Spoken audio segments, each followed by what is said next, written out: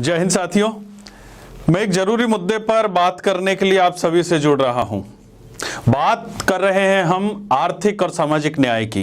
बात है दशकों से गरीबी के भंवर में फंसे एक बड़े वर्ग की, जिसके लिए सरकार ने ईडब्ल्यूएस नाम से आरक्षण दिया। लेकिन इस वर्ग के बहुसंख्यक लोग जो गांव में खेतीबाड़ी करते हैं, जो सबसे दबा कुचला वर्ग है, जिसके बच्चों को भी नौकरियां चाहिए, लेकिन सरकार कहती है कि भाई तुम तो अमीर लोग हो।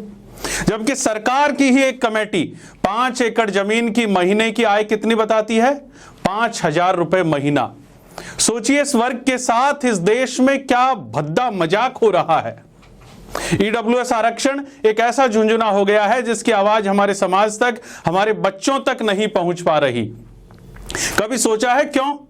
क्योंकि हमारे नाम पर चुने हुए लोगों की और हमारे नाम पर राजनीति करने वाले लोगों की जुबान पर ताले लग गए हैं या लगा दिए गए हैं।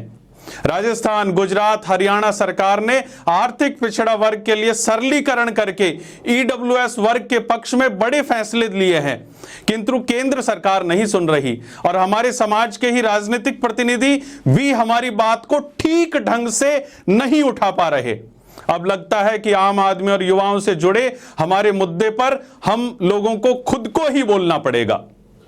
साथियों, देश बहुत जल्दी चुनाव के बीच में जाने वाला है और चुनाव से पहले हमें जरूरत है हमारे हक के लिए, हमारे हकूक के लिए एक साथ लामबंद होकर सरकारों से मजबूती से अपना हक मांगना सीखें। इसलिए मेरी आप सभी से अपील है कि देश में लोकसभा चुनाव से पहले हमारे प्रतिनिधियों से जवाब मांगें कि आपने ईडब्ल्यूएस वर्ग की बात को कहां तक पहुंचाया।